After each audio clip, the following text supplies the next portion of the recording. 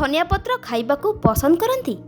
शीत दिने यह शरीर पर केते उपकारी आपण जानती? धनिया पत्र खाद्यर स्वाद एवं खाद्य को सुंदर करिबारे प्रमुख भूमिका ग्रहण करिथाय। यार चटनी मध्य अनेकंक फेवरेट, किंतु शीत दिने यह अधिक प्रभावकारी होइथाय। शीत दिने शरीर असुस्थ हेबार अधिक संभावना रहिथाय। थंडा काश ज्वर सहित अलसुआपण कारणरू पेट जनित एवं स्किन जनित अनेक समस्या देखा जार समाधान धनिया पत्र करिपारे। तेबे धनिया पत्र रे विटामिन सी रो मात्रा अधिक रहिथाय, जहाँ शरीर पाई एवं स्किन पाई लाभदायक अटे। यह व्यतीत धनिया पत्र रे विटामिन ए एवं विटामिन के मध्य भरपूर रहिथाय। एथिरे एंटीऑक्सीडेंट एंटी इन्फ्लेमेटरी गुण रहिथाय।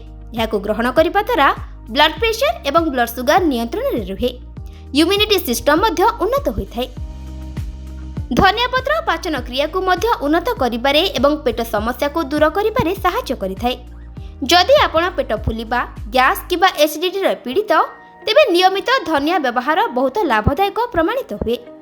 धनिया केवल हजम पाई लाभदायक नुहे, यह गला एवं काशरू मुक्ति देबारे मध्य प्रमुख भूमिका ग्रहण करिथाय। शरीर को डिटॉक्सिफाई करिबा सहित हाड़ गुडी को मजबूत करिबारे धनिया पत्र सहायता करे।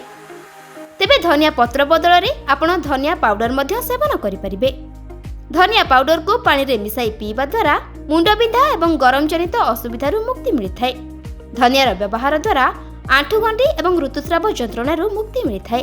ब्यूरो रिपोर्ट, रियो न्यूज। जदि आपंक आम भिडी भल लगा तेब आम चैनल को लाइक, शेयर और सब्सक्राइब करने को जमा भी भूलु नहीं।